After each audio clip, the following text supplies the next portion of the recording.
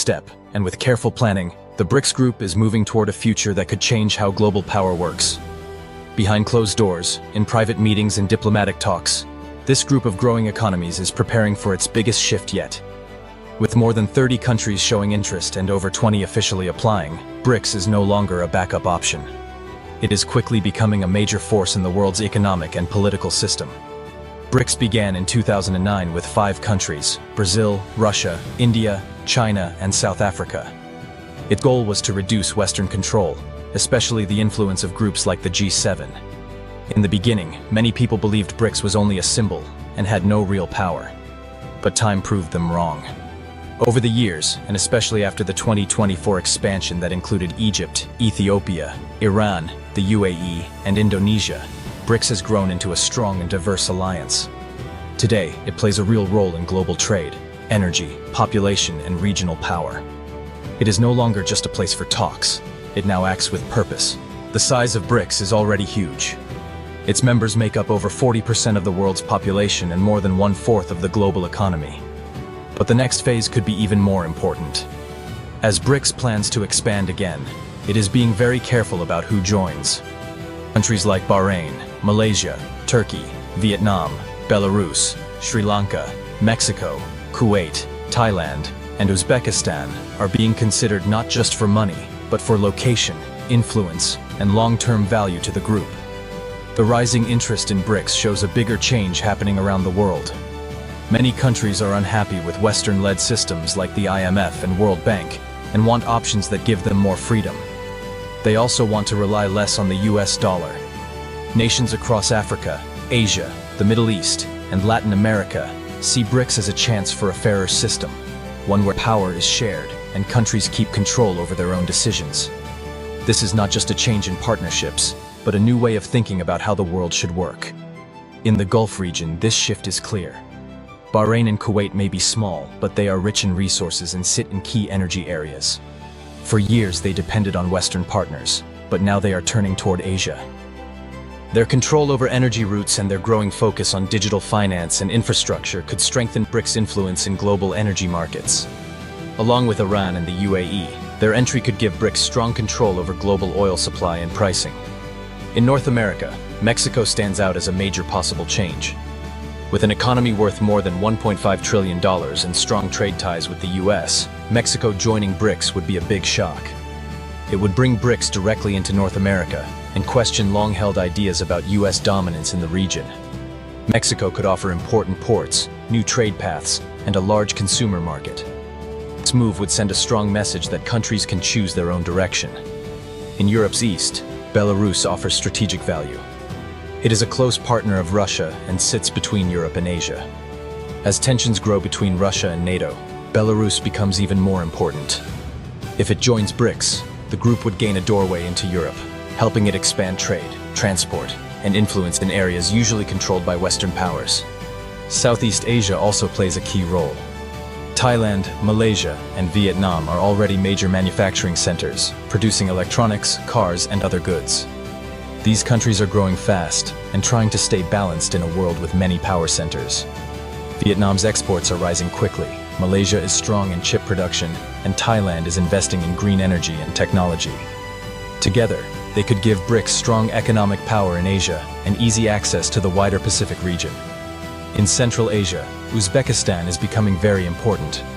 It has natural resources and sits on major trade routes linking China, Russia, South Asia, and the Middle East. Growing industries and a strong location, Uzbekistan fits well into BRICS' plan to connect different regions into one shared economic system. Lastly, Sri Lanka holds great importance despite its recent economic problems. Located in the Indian Ocean along one of the world's busiest shipping routes, it is extremely valuable for global trade. Its position alone makes it a key country in any future power balance. All of this shows one clear thing: BRICS is not waiting for the future, it is building it. China and India have both poured significant investment into strategic ports and infrastructure connected to this emerging network. And within BRICS, it is increasingly viewed as a vital link in a much larger plan to influence global trade routes, not only across land, but across the seas as well. What brings these prospective members together isn't shared ideology, but a common alignment with BRICS' guiding ideas: national sovereignty, a multipolar world, and a redesigned global economic framework. Since the war in Ukraine began, BRICS has gathered unexpected momentum, attracting nations frustrated by Western sanctions, economic instability, and development systems they see as unequal. Its growing appeal comes from the promise of inclusion, cooperation, and the chance to help shape a global order that reflects today's realities, rather than rules written in the aftermath of World War II. As the next BRICS summit approaches, the implications are enormous. This grouping has moved far beyond being a club of fast-growing economies. It is evolving into a serious alternative, carefully and deliberately constructed, backed by countries that no longer want to be sidelined in global decision-making. While much of the world observes cautiously, BRICS is pressing forward, expanding its reach and preparing to play a leadership role that could redefine the global system for generations. That makes it essential to begin a deeper discussion about BRICS' expansion. But before looking ahead, it's important to understand what BRICS actually represents and what it ultimately aims to become. At its foundation, BRICS seeks to counterbalance the dominance of Western-controlled financial institutions and systems. This is an ambitious goal, and despite ongoing internal challenges, ranging from political differences to trust deficits and competing national priorities, the momentum is undeniable. A growing number of countries want in. The reason is simple. BRICS presents another path. It offers an economic partnership that doesn't depend on the US dollar, doesn't trap countries in debt cycles, and doesn't attach political conditions to development assistance. For economies under strain, such as Sri Lanka, BRICS membership could represent a turning point, transforming vulnerability into strategic relevance. Right, okay, got some juicy intel for you. So we know obviously the ISO 20022 digital payment system that's on XRP and XLM, so the Stellar blockchain went live on Monday. We know this. So all banks are transitioning over. This literally means that they have now moved away from the old Cabal SWIFT system. Everything has been switched over. This is across 200 countries and 11,000 institutions. It fully goes live on March the 23rd. So we are currently going through the days of everything switching over to the new quantum financial system and away from the fiat SWIFT system. So they have completely lost. And they have also confirmed that the CBDC has been disconnected from the quantum financial system, from the blockchain. So CBDC has failed again. So don't worry about it, just completely ignore it. We're already past that phase now. So it's absolutely fantastic news. I have another great bit of news for my Australian followers as well that have been asking the questions, is it live in Australia? It certainly is. It's switched over on Monday. There's a lot of great posts flying about it at the minute, so it definitely went live. Unfortunately for my Canada followers that have been asking the question, it hasn't been confirmed there yet, so as soon as I find out more, I shall post. But yeah, across 200 countries it went live. We have now switched over from the fiat SWIFT system. That's gone bye-bye. We are now on the quantum financial system. They have also said, though, as I've been saying, expect a bit of downtime where ATMs won't work and obviously banks are inaccessible. So just make sure you got some cash at home. Remember, it's a short period of time. They are saying, look, just to be on the safe side, could be 2, could be a week, could be 2, could be 3, could be 4 weeks. So just be prepared for a short period of time while we transition over. The internet may also go down, so be prepared, because we will be migrating from the current internet through to the quantum servers, just as the banking system has. So our internet will be, as I've said on previous videos, on the quantum internet, which is blockchain internet, completely unhackable. Everything is moving. You cannot deny this now. It's all happening around you. You will see more stuff about banks collapsing. That's just the remaining of the old fiat system collapsing. But we are on the huge milestone now, so get ready. They are saying there's still going to potentially be some big events, so keep an eye out. So there could be a massive arrest on the horizon. This video, that's General Patton, and that's you-know-who. And again, General Patton and you-know-who. And one more time, General Patton and you-know-who. You think their face is gonna line up pretty well? Look at that. Eye placement, mouth placement, the exact same lips.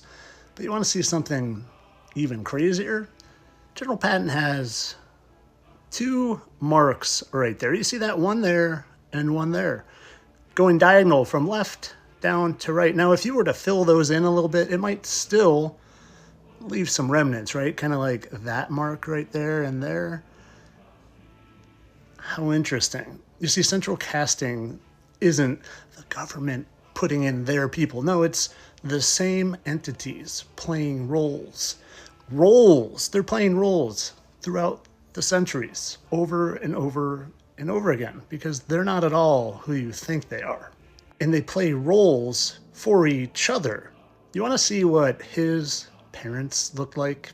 Well, that's his mother down there. And well, I couldn't help but notice how she looked like someone. How she had a striking resemblance to one Eva Braun. And do you know who Eva Braun was married to? Well, first let me just show you the side-by-side of Eva and Mary Trump. Well, Eva was married to this guy here. And do you want to know who that guy is? Well, I bet you can guess it. I bet you can probably guess it. Now, getting back to Eva and Adolf's son, he didn't just play these 2 roles. There was an in-between role, which a lot of you have seen me talk about. Well, yeah, after I watch you see just how easily this transitions to the king of rock and roll, well, do you want to see what his mom looked like? Well, that's her right there, and that's Elvis's father. And I couldn't help but notice how much she looked so much like Rosie O'Donnell. It's funny how they mock us by telling us Rosie O'Donnell and Trump are in a big feud. It's mockery, my friends. Oh, and Elvis's father, thanks to my buddy Jan, I couldn't help but notice how much he resembled one of you-know-who's business partners. Sure, they're not the same.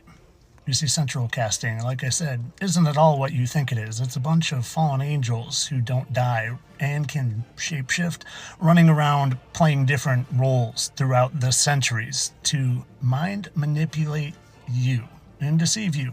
And their leader, aka Lucifer, well, some of you still voted for him. Of course, all this for entertainment purposes. I'm sure those are just a coincidence. Just like those are. Entertainment only, my friends. I'm a satire account. Hey guys, we've got a lot of stuff to talk about. Israel just attacked Iran. The timing is no coincidence. We just had the Ring of Fire solar eclipse a few days ago. Now we have a blood moon lunar eclipse coming up on March 3rd, 3/3, you guys, and it peaks at 3:33. And this blood moon lunar eclipse, you guys, is happening on Purim, okay? We have been talking about how all of these events align with biblical prophecy. Now I want to start going over Disclosure Day, okay? Because Trump has been talking about releasing the, I guess, UFO files or whatever. He's releasing those on March 6th. They're calling it Disclosure Day. That's 3 days after we have the blood moon lunar eclipse on March 3rd, 3/3. And not to mention today, February 28th, we have this alignment, which is when Israel started attacking Iran. Here's more about the blood moon lunar eclipse that peaks at 3:33 on 3/3. And here's more about the timing of the U.S. and Israeli attack on Iran bears symbolic meaning in Judaism, okay? And this is all talking about Purim. So ahead of the upcoming Jewish holiday of Purim, worshippers read the specific portion from the Old Testament known as Zechor, and that it represents Gog and Magog, okay? How odd is it that we have all of this volcanic activity, explosive activity in the Ring of Fire just days before the blood moon? Now, everyone is talking about how the Ring of Fire represents crowning, which represents birthing the new earth. Isn't it interesting that the headlines that we've been seeing lately are talking about Jesus's crucifixion being linked to the lunar eclipse? We've been seeing other news articles talking about scientists confirming that there was a biblical earthquake that shook the earth during Christ's crucifixion. We have all of this stuff going on, you guys. We have all of these news headlines. We've got Israel attacking Iran and all of these other countries kind of joining in or supporting. We have Trump talking about releasing the UFO or the UAP files. I've heard March 6th. I'm not sure if that is the actual day that it's going to be released, but I've heard other people talking about March 6th being called Disclosure Day. Now that is interesting to me because of what Chris Bledsoe has been talking about. The start of Regulus aligning with the gaze of the Sphinx is when a new knowledge is going to happen or occur. Apparently that's going to happen sometime around Easter 2026. There's something else very interesting that he talks about, the exchange of missiles with Iran and Israel. Just listen. One thing she told me was, when you see Iran and Israel exchanging missiles, and I saw it, the way she tells me is a vision of, I see it like a living picture screen. I could see the rockets flying. Then all of a sudden, orbs appeared out of the ocean and everywhere. And I told the government, if this happens, the orbs are going to appear and wake people up and stop it. That's what she told me. I already know what a lot of you are going to say. It's a fake alien invasion and blah, blah, blah, blah, blah.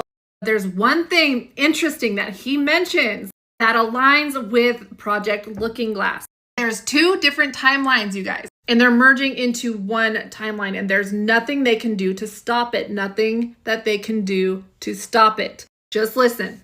We had two timelines. We had a choice. They said that there were people in power scripting the book of Revelations to bring about the end of the world. They want to do this. I think it's a shadow government, and that's why they're building bunkers and all of that, is because they're trying to engineer the end of the world. Yeah, that's what the beings told me.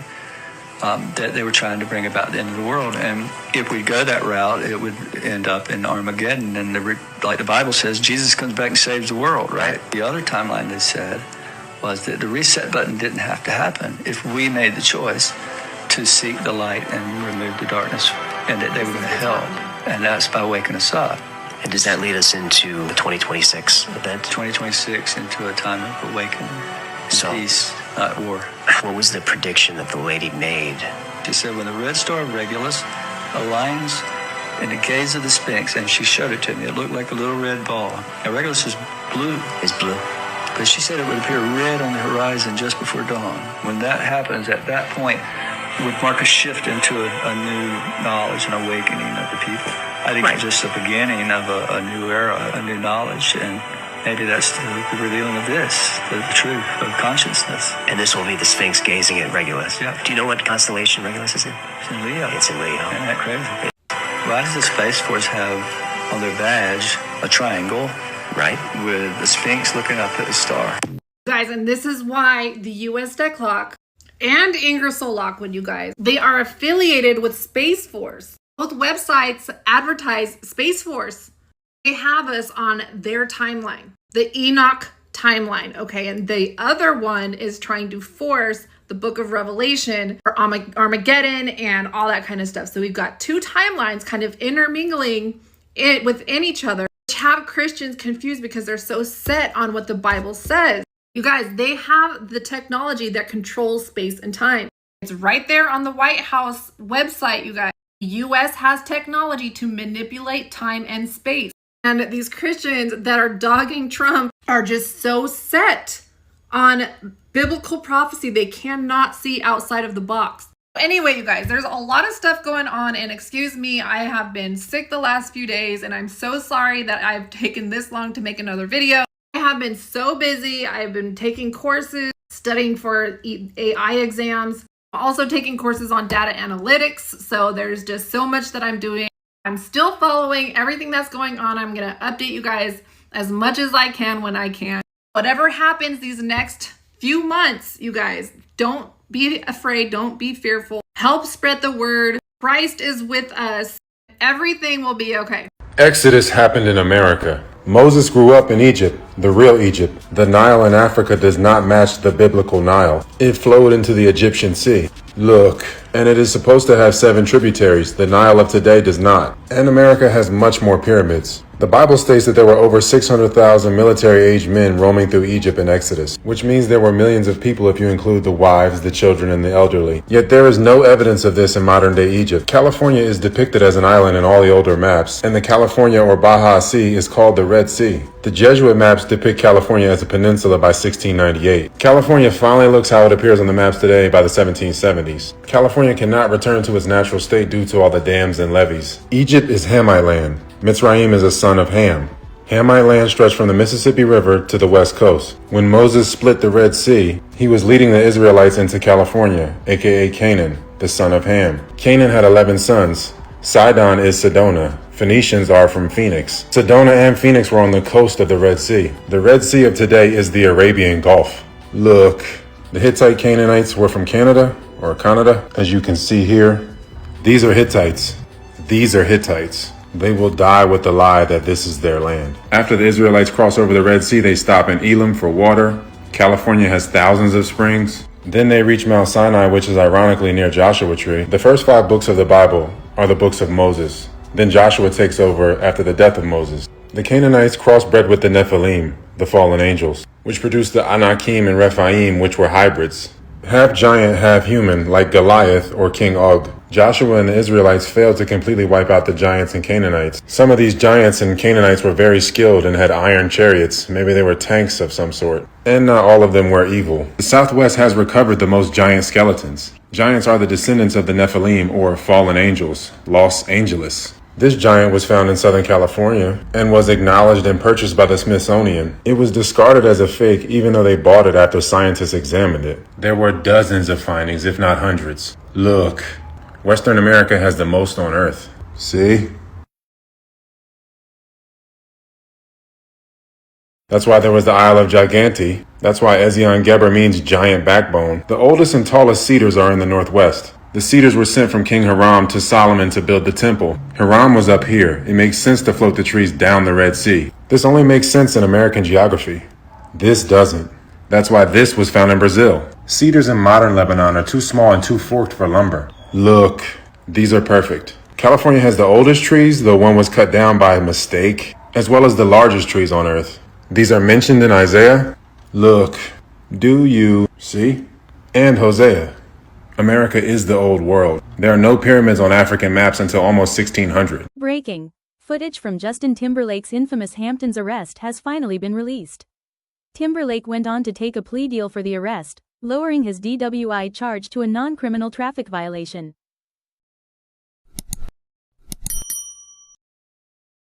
It called out businesses in South Africa, and we've got another viral video to look at. This time, apparently free alcohol is being distributed. Let's get into it.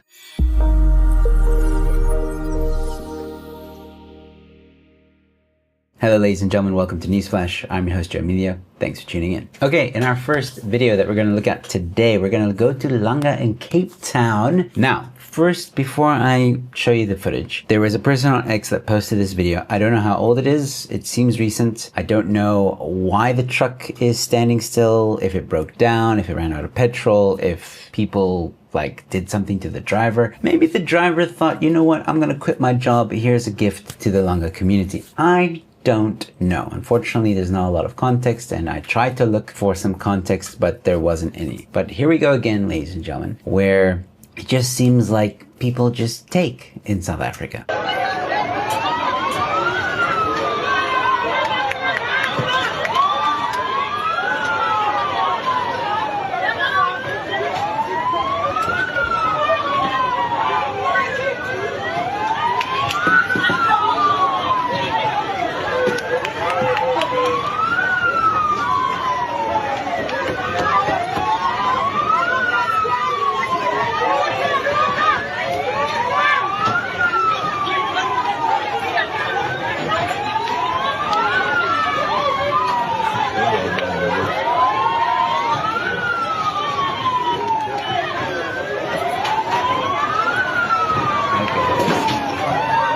Oh, pepper spray. Oh, they threw. Wow.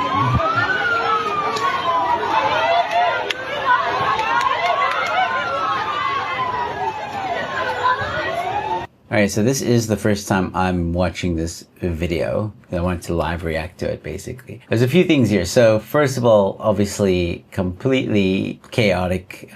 Just taking boxes and boxes and boxes. Look at this guy. Yeah, I love this guy. The guy in the yellow shirt up here. Tossing to his friends a few boxes. How lovely is that? Like, just, let's go. It tossed two boxes. Two boxes, got it up. This Tani over here in the blue got what she could, ran off as the police start coming in and pepper spraying everyone.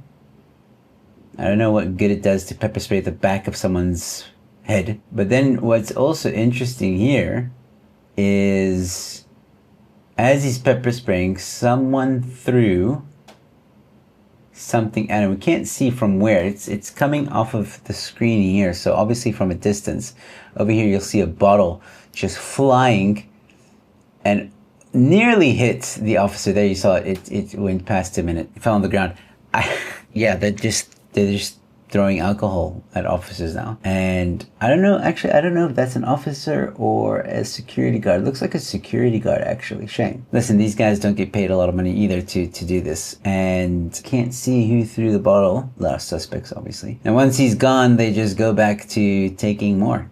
Look at them coming back. And I mean, obviously, this is like free alcohol. And I mean, it's not free alcohol. This is like, obviously, you know, whoever, I think this is maybe a distilled truck or something. Or maybe it's just a distributor. You know, this is not free stuff, right? But they're acting like it's free. Now, how do you round up all these people, right? How do you pinpoint who is who and then arrest them or do anything? It is absolute chaos. And I commend this security officer for trying, at least trying to do something. But yeah, this is South Africa, ladies and gentlemen. You know, this happens maybe once a day.